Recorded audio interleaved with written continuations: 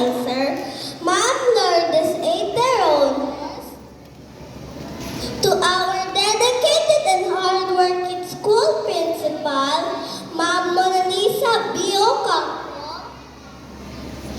to our esteemed guests, dear visitors, diligent teachers, ever-supportive parents, my fellow learners, and cherished friends, I am Avia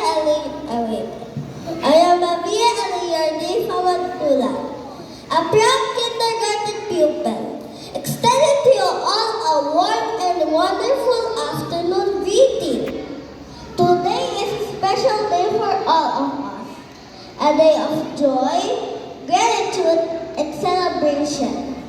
We worked hard to get here, learned so many new things, and grown in countless ways.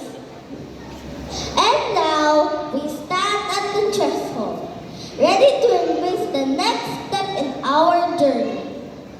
This moving out ceremony is not just about advancing to the next level, but also honoring our hard work, the love and guidance of our parents, and the unwavering dedication of our teachers who have been with us every step on the way on this journey.